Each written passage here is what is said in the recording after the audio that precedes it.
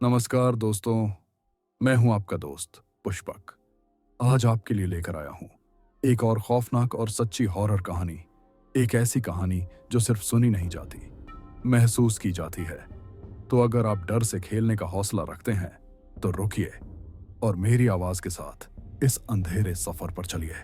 और हाँ दोस्तों, कहानी शुरू करने से पहले कृपया मेरे चैनल को लाइक और सब्सक्राइब जरूर करिए, क्योंकि आपका सपोर्ट ही मुझे और भी डरावनी कहानियां लाने की ताकत देता है। आन्या को हमेशा से पुरानी चीजों से अजीब सा लगाव था। उसे लगता था कि हर पुरानी वस्तु सिर्फ लकड़ी या धातु नहीं होती, बल्कि अपने साथ अनजानी कहानियां और अधूरी आत्माएं भी ढोती है। एक दिन पुराने सामान की नीलामी में उसकी नजर एक बेहद रहस्यमयी लकड़ी की मेज पर पड़ी। मेज पर बारीक नक्काशी थी, बेलों के बीच अजीब सी आकृतियां जो किसी प्राचीन मंत्र जैसी लग रही थी। आन्या उस मेज से नजरें नहीं हटा पाई, मानो वह मेज उसी का इंतजार कर रही हो। उसने तुरंत बोली लगाई और मेज खरीद ली। अपने छोटे से अपार्टमेंट में आन्या ने बड़ी उम्मीदों के साथ वह पुरानी मेज रखी। लकड़ी की सतह पर धूल जमी हुई थी और कोनों में मकड़ी के जाले चिपके थे। आन्या ने कपड़ा भिगोकर उसे साफ करना शुरू किया, लेकिन तभी उसकी उंगलियां मेज के नीचे किसी अजीब से उभरे हिस्से से टकराईं, जैसे कोई रहस्य छिपा हो। धीरे धीरे उसने उस हिस्से को खुरचा और लकड़ी की परत हटी। अंदर से एक छोटा सा खांचा नजर आया।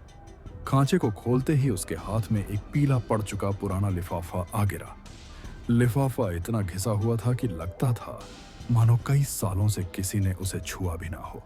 लिफाफे के कोनों पर काले धब्बे थे, जैसे नमी और सड़न ने उसे धीरे धीरे निगल लिया हो। उस पर न नाम था न पता। कांपते हाथों से उसने लिफाफा खोला और अंदर से एक पुराना पत्र निकला। देवेंद्र का खत। प्रिय अजनबी, अगर तुम ये पढ़ रहे हो तो इसका मतलब है कि अब मैं नहीं रहा और यह अभिशाप अब तुम्हारी जिम्मेदारी है। मेरा नाम देवेंद्र है। मैंने एक सौदा किया था जिसने मेरी आत्मा को हमेशा के लिए नर्क में झोंक दिया। अगर कोई ये खत पढ़ रहा है तो समझ लो कि तुम भी उसी श्राप की ओर खींच रहे हो। मेरा बेटा मर रहा था, उसकी सांसें टूट रही थीं और मैं मजबूर था। तांत्रिक मुझे उस रात एक गुफा में ले गया, जहां न दिया जलता था न कोई हवा चलती थी, सिर्फ अंधेरा, और उस अंधेरे में चमकती दो आंखें।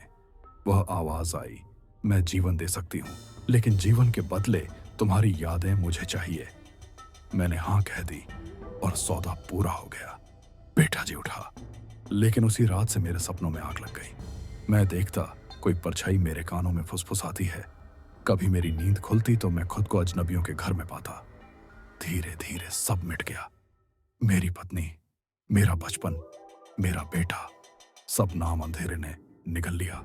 अब तो हाल ये है कि जब मैं आईने में देखता हूं तो अपना चेहरा नहीं, किसी और की मुस्कान नजर आती है।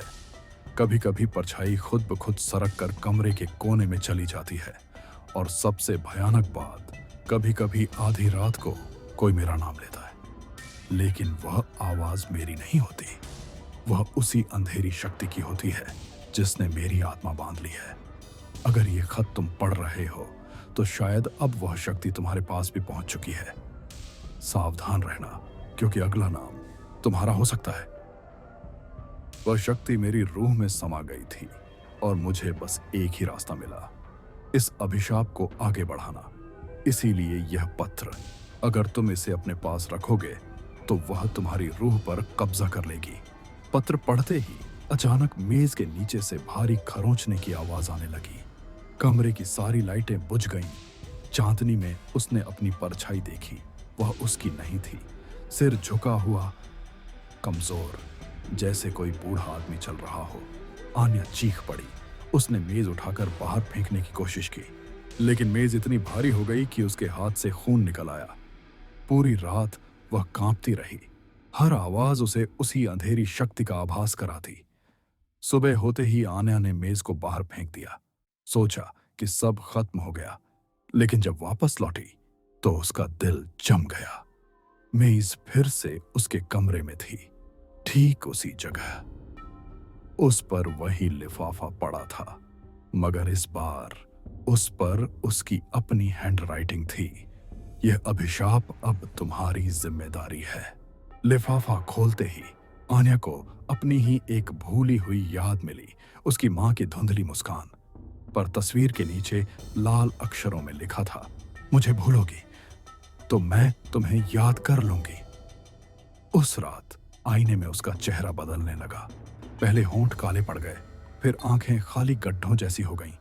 उसकी त्वचा पर नीले हरे निशान उभरने लगे, जैसे कोई अदृश्य हाथ दबोच रहा हो। जब वो बोलती तो उसकी आवाज फटकर 3 अलग-अलग सुरों में गूंजती। एक उसकी अपनी, दूसरी उसकी मां की टूटी सी आवाज और तीसरी किसी अजनबी प्रेतनी की गुर्राहट। दीवारों से खून रिसने लगा। लकड़ी की मेज अपने आप हिलने लगी, जैसे कोई उस पर पंजों से खरोंच रहा हो। हर रात खिड़कियों पर वही औरत की परछाई उभरती, जिसका चेहरा आईने में उसकी जगह दिखने लगा था। वह समझ चुकी थी कि अब वह भी देवेंद्र की तरह इस अभिशाप का हिस्सा बन चुकी है। अमावस की काली रात थी। कमरे में सिर्फ एक मोमबत्ती जल रही थी। आन्या मेज पर झुकी कांपते हाथों से नया पत्र लिख रही थी। उसकी लिखावट अब देवेंद्र जैसी कांप रही थी।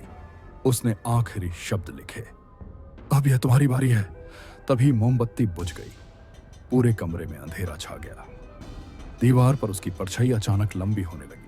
उसका चेहरा बदलकर बूढ़ा, झुर्रियों भरा, और उसके पीछे सैकड़ों कैद आत्माएं झलकने लगीं। अचानक दरवाजे पर दस्तक हुई। ठक ठक ठक। आन्या की आंखें दरवाजे की तरफ थीं और उसके होंठों पर एक भयानक मुस्कान उभर आई। दस्तक और तेज हो गई।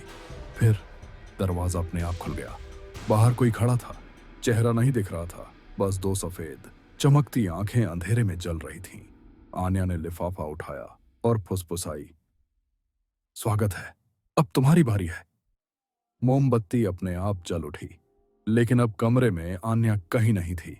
सिर्फ मेज थी, उस पर रखा नया लिफाफा, जिस पर खून जैसी लाल स्याही से लिखा था, यह अभिशाप कभी खत्म नहीं होगा।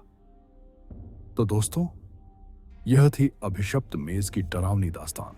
कहते हैं, पुरानी चीजें अपने साथ सिर्फ यादें नहीं लाती, कभी कभी वो अपने साथ ऐसे रहस्य भी लाती हैं जिन्हें जानना इंसान की सबसे बड़ी भूल बन जाती है।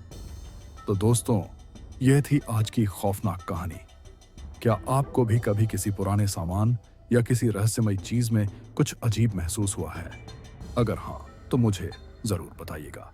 और अगर आपको यह कहानी पसंद आई हो तो मेरे चैनल को लाइक और सब्सक्राइब करना मत भूलिएगा, क्योंकि आगे भी मैं आपके लिए लाऊंगा ऐसी ही डरावनी और सच्ची कहानियां। फिर मिलेंगे एक और दहला देने वाली दास्तान के साथ। तब तक याद रखिएगा, कुछ परछाइयां कभी अकेला नहीं छोड़ती।